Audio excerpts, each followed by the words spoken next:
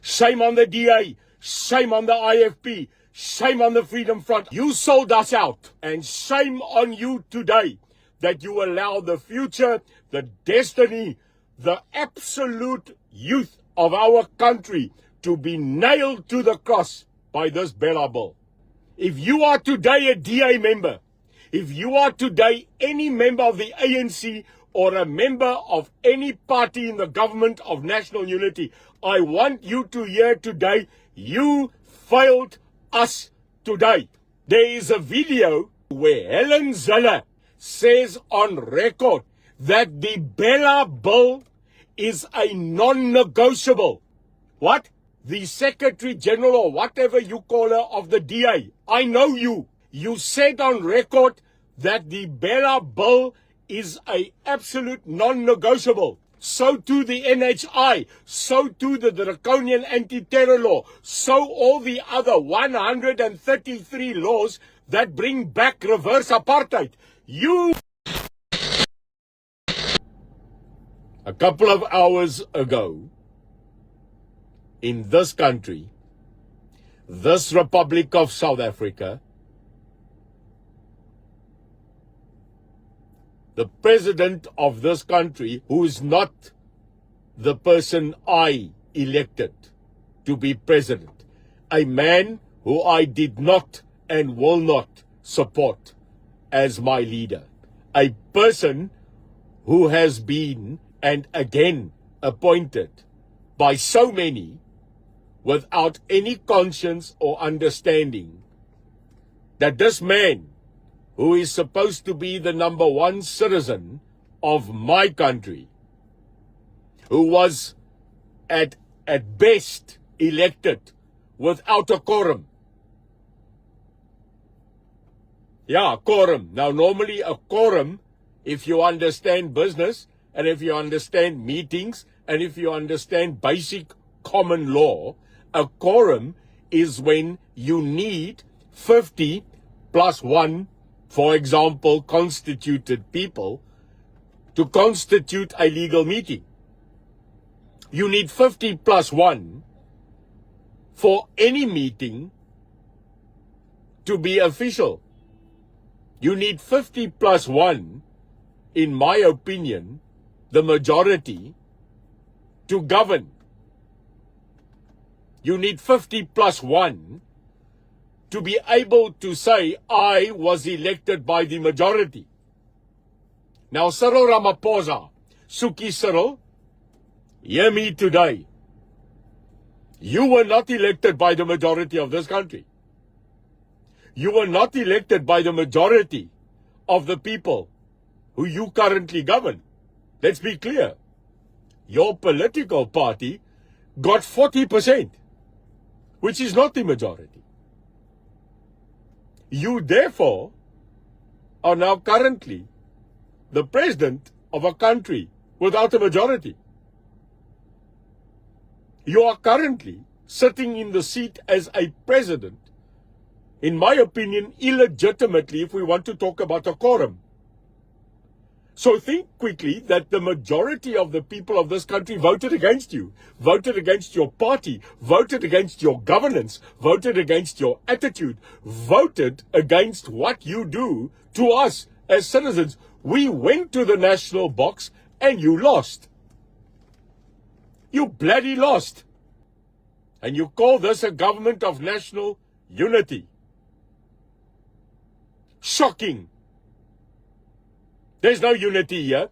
And what you did today, what you, with your arrogance and your people in that GNU, the GNU, what you did today was you urinated, yeah?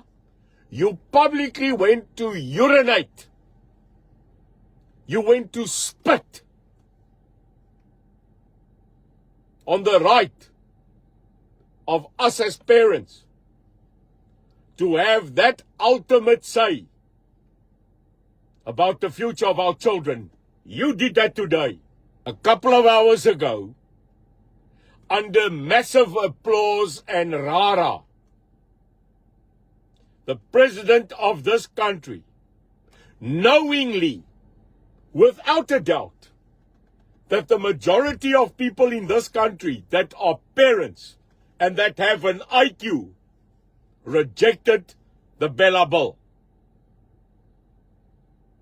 There can be no doubt that every day people were getting up and saying, Mr. President, do not sign that bill. We are begging you to review that bill. The majority of the people that have IQ, who read the bloody thing, who understand the implication of that, rejected it vehemently. Now, when you understand the implication of the BELA Bill, forget about the so-called government trying to regulate education, which they have failed since 94. They have slaughtered education in this country. Kom ons praat reguit. What I'm saying, you thinking. I've just got a bigger platform to tell people this. Now spread this. Spread this. They are going to educate our children to death. They're going to un-IQ them, if there's a word like that. They already put the bar at 30% just to qualify. 30%? And you want to tell me at a pass rate of 30%, you are going to build the future of South Africa to be globally competitive. What a laugh. Lachwekkend. But now more than that, you are taking the control of homeschooling, the dictation of a parent having the right to educate their children according to your belief. You will probably stifle the fact that religion can no longer be allowed to go into our schools. You are going to regulate the language of education. You are going to take the power away from who we have given the power to, which is the governing bodies of schools. Now let's just focus on that. You are taking away the right for the duly elected, het jy my gehoor, Cyril, the properly constituted and elected school governing bodies, which the majority of them are parents. You are going to nullify it. You are going to take away the only implication of direct governance at schools from parent to teacher. Jou gat. But that's not all. This is like a very mark advert. But dis nie alles nie. What is the most disturbing, the most treacherous, the most treasonous outcry against us as parents today is not the fact that you want to control our children's future in their brain. But what is the worst today, and hier trek ek my lyn, is that the political parties that you voted for, parties that got up and said we will remove the ANC, are now in bed, in coalition, in partnership with that very ANC. Now, South Africa, take your muffling blockage off your ear. You've got to draw a line in the sand, because you're threatening your attitude of saying we are going to leave the ANC, we are going to walk out of the GNU. You did not.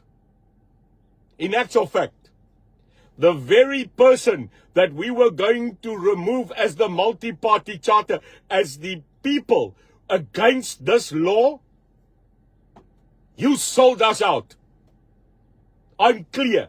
You sold us out today. Because if you sit there and you say because of participation, because of power, because of being part, you will let laws like this pass, they're greedy as they are power hungry, and they took this to the table and had it signed. Now they can say what they want. those political parties know who they are. Shame on you. Sis op jou. Shame on the DA. Shame on the IFP. Shame on the Freedom Front. I don't care. I know all your leadership. I was there.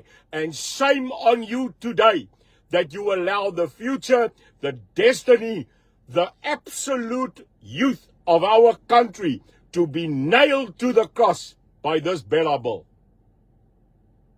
You failed us today.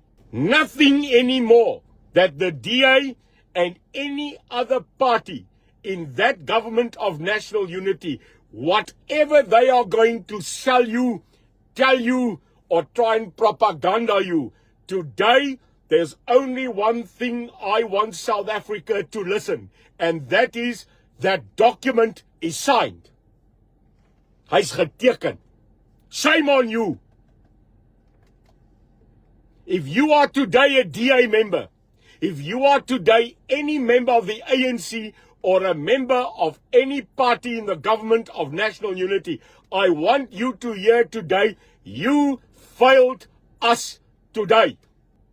Now you can tell me the absolute rubbish that you tried, that you boycotted, that you objected. Listen, luister, julle praat gemors. Absolute twak. You failed. You failed.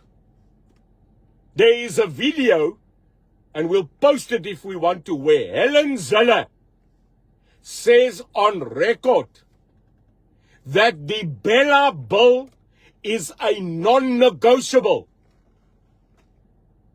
What? I didn't say so. On record, Helen Zille, the Secretary General or whatever you call her of the DA, I know you. You said on record that the BELA Bill is a absolute non-negotiable. So too the NHI, so too the draconian anti-terror law, so all the other 133 laws that bring back reverse apartheid. You were there. I'm upset. Ek is nie upset nie. Ek is dit tolerant. Because you lied. Jy het gelieg. There's no other word. The parties in the GNU should be shockingly dipping your hands in the sand today. You sold us out. You are a traitor.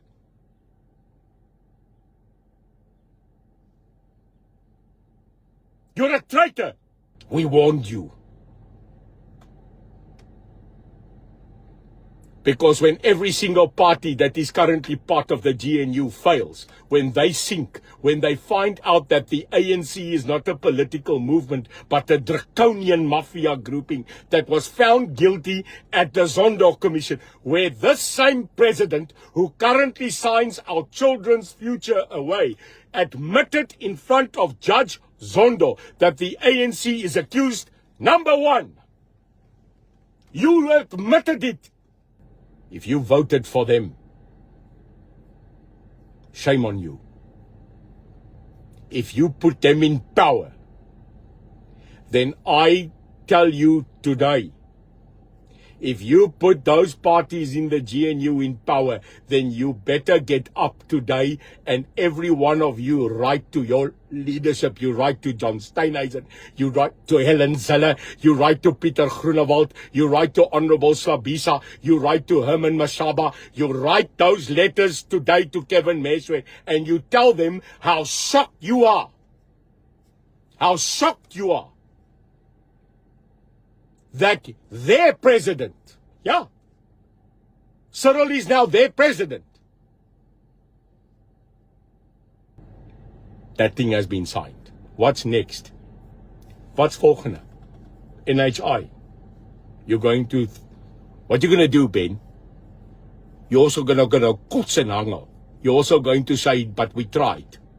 What a klomp absurde nonsense. What an idiot. To sit there and to say that we are going to stop NHI, which is the removal of the private right of a citizen to get better healthcare. You're going to sign that away as well? Yeah. You already let them sign away our education. Ons vertrou jou nie meer nie. Ons vertrou jou nie.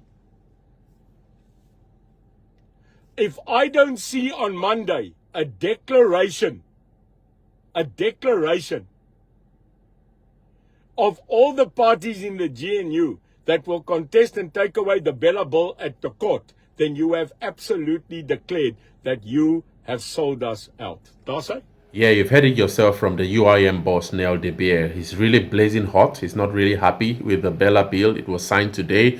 The event, actually, I really didn't see any member of the DA, or probably they came later or something. The camera didn't just catch them. But I really didn't see much more of the members of the DA. And also Minister of Basic Education, Siviwe Gwarube, wasn't present from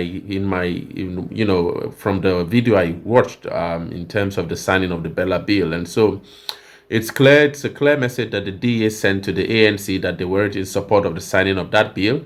And the bill was kind of like signed with a lot of ululations, So the kind of like sounds where there's kind of like celebrations among the indigenous tribes. So there were lots of that, which appeared to be like a victory, so to speak. So in other words, the signing of the BELA Bill sort of like represented kind of like a victory. And when I went through the comments as the bill was being signed, I could see that it appeared to be that this whole BELA Bill was sort of like a representation of a kind of power, So it's kind of like seemed to be a bill that reflects the power relations between the ANC and the DA, and the power relations also in the GNU, which I think might not be, palatable, as the GNU is just really beginning its 5-year journey. And so to see the possibility of the DA sending the ANC to court while operating as one unit of a government, because now we do not have opposition politics anymore, but we have a government of national unity. And so if, the popular saying in the Bible that says that, the house divided cannot stand. And so if there are divisions within the house, it appears that, it already sends some kind of shock waves to the whole of South Africa, shock waves even within the GNU on its legitimacy as a unit. And so I think this BELA Bill, something that comes to my mind, it seems to be like a Trojan horse, you see, that probably might end up causing much more divide if they're not able to settle amicably between the ANC and the DA in terms of who has more power and how to share power and conflict resolution within the government of national unity. And this is in light of the fact that the DA is actually fighting also in court against the appointment of MK Party's Dr. John Schloppe on the GSC committee to select the new judges that will be sworn in South Africa. And so it's a lot of battles that the DA is actually going to be waging and facing at this moment. If it takes the ANC to court, it would also have to manage the MK, which is trying to, the Dr. John Schloppe's case, which is trying to also fight in court. So it's a really difficult place for the DA to be. And so we see here that also, even now, many other, maybe former members of the multi-party charter, like the UIM boss is blazing hot here. He's actually not happy because he felt that, it was a betrayal of the values of the multi-party charter, that although they all tried to join their votes together to kick the ANC out, at the end of the day, the DA party and the Freedom Front Plus, I think the IFP as well, and ACDP are now, in a government of national unity. So he feels that it's a betrayal. But at the same time, that this BELA Bill, the NHI Bill, and many other bills that actually the multi-party charter refused to signed with the ANC might now likely be signed, and that probably puts them, especially now from the perspective of the UIM, Neil Debe and his constituents, in a really difficult time. So it's really tricky how to interpret what's really going on. But I really found a really interesting article on the Daily Maverick explaining and trying to really analyze how the whole thing with the power relations within the government of national unity might end up, spiraling out of control if caution isn't taken at this moment, now that President Cyril Ramaphosa has signed the BELA Bill into law. So it says that, the DA spokesperson Willie Ocamp. I made his video. Had his video yesterday. That Willie Ocamp actually told Radio 702 that President Ramaphosa is actually putting a knife to the throat of the GNU with this action of the BELA Bill signing, so to speak, and also that for the DA the risk is clear. Okay, it says that the constituency of the DA opposes parts of the BELA Bill and that it will suffer a significant cost as it is seen as allowing it to be passed, and also because the concerns, it actually concerns education, that it would likely provoke an intense reaction from those who oppose the changes to the BELA Bill. And we already see today the likes of Neil Debe and the constituencies of Neil Debe. They're actually waiting that hopefully on Monday there should be a really powerful case already in court against the signing of the bill. And I really don't think that spells good for the government of national unity anyway, especially in terms of its unity. But anyway, the report says that the fact that President Ramaphosa has decided to sign the bill into law is politically significant. Why? Because it says that the last signing ceremony President Cyril Ramaphosa held in public was when he signed the NHI bill into law, and that this was just before the elections and was aimed at winning voters for the ANC. Okay, so in trying to get back to Ocamp, he actually says that he may have unwittingly described his party's dilemma rather neatly. So, in other words, he said that the GNU, or Camp now speaking, saying that the GNU must be protected at all costs. If you remember the last video I made, and he actually says that this line has actually been spun by the DA a lot of times, an element of the ANC, including President Ramaphosa, since the coalition government was actually formed.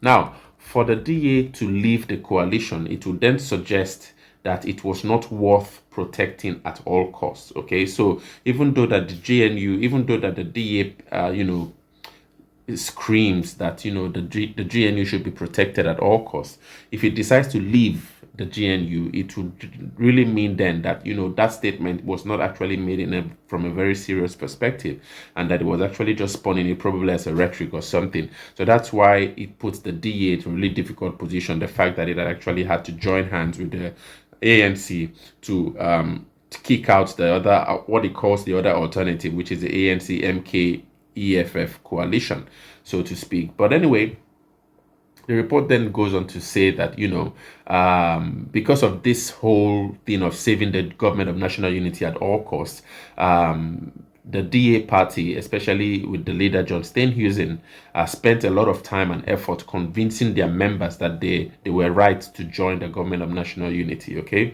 now the report says also that it's not certain what would happen if the DA pulls out, but to pass any laws, the ANC would need support from parties currently in the opposition, and if this led to the EFF and MK playing a bigger role in politics, perhaps in government, the DA's constituency could well blame it for allowing this to happen.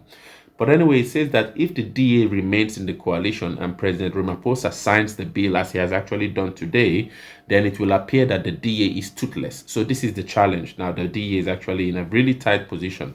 If it decides, now that President Ramaphosa has signed the bill, it's actually slowly sending up a kind of message, and you could hear that from Neil Debe, that it appears that the DA, the Freedom Front Plus, the IFP, the members of the multi-party government of national unity appear toothless, because President Ramaphosa seems to be pushing for a bill that was actually negotiated before, when the ANC was a majority. But now that the ANC is no longer a majority, it doesn't have a quorum, as Neil Debe speaks, 50% plus one, that it cannot go ahead to take decisions or sign bills at a whim, but it must consult its now members in the government of national unity, but they argue that he didn't do that and went ahead to sign this bill. And so now it actually kind of like sending a message that the DA, the FFP, the IFP, and all that might actually be toothless. And that's the dilemma these parties actually face within the government of national unity. So it remains for us to understand and see how Helen Zille and the other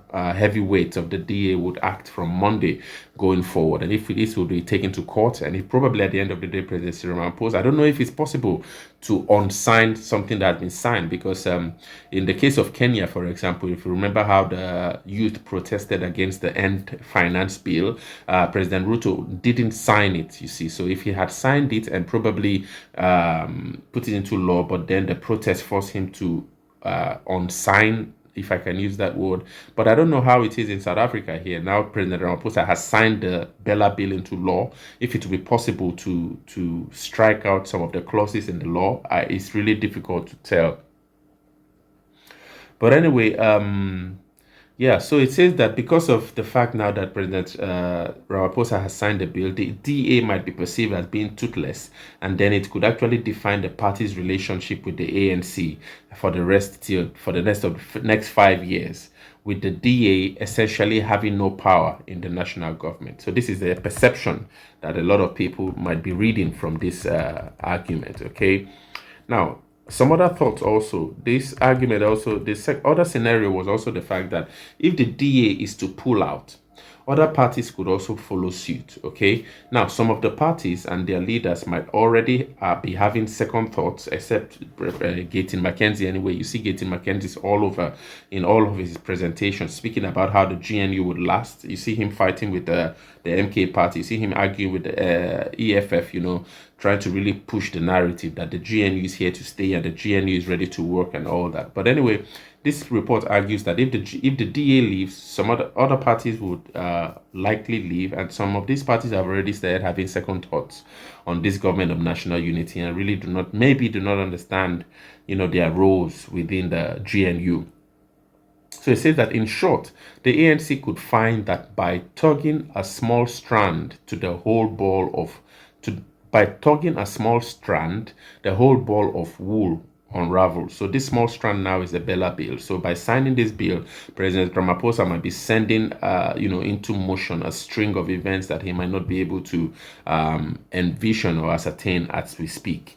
Also, it also speaks about how that also, if it could sign, also it could the ANC could sign the bill only to have it struck down in the courts. So this is the second alternative I spoke about, that although now the bill has been signed, probably if the DA really pushes heavily in court, that bill is possible to have it being struck down in the courts, which would then open the ANC to criticism that it rushed to push for an unconstitutional bill, so to speak, and therefore further cause a decline in its legitimacy in the eyes of the populace that has actually been dropping, ever since.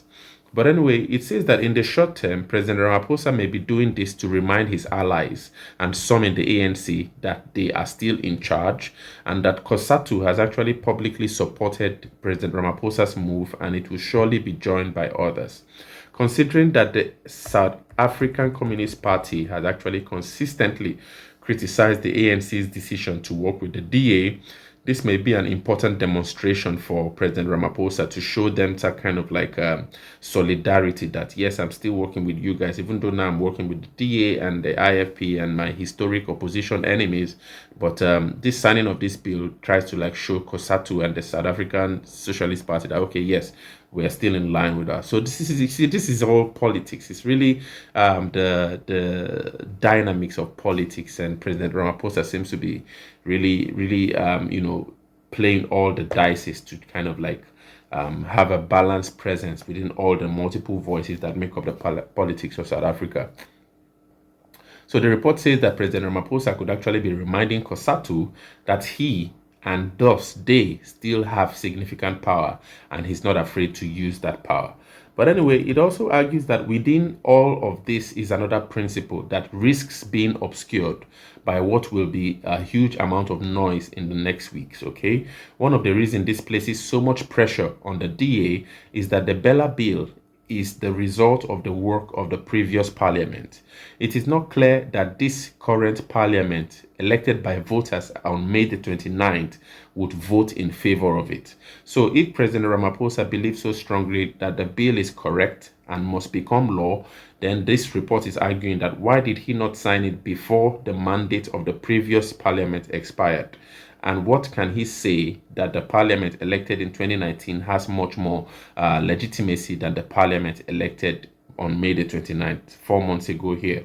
So it says that this raises a need to change. This raises a need for a change that would prevent this kind of maneuver from being used in the future. So in other words, the report is actually arguing that because of the fact that the DA, the IFP, the Freedom Front Plus have actually joined with the ANC to kind of like give much more credibility to the leadership of the ANC in the eyes of the electorates, now that the electorates have decided on May the 29th that they do not want the ANC to rule South Africa anymore.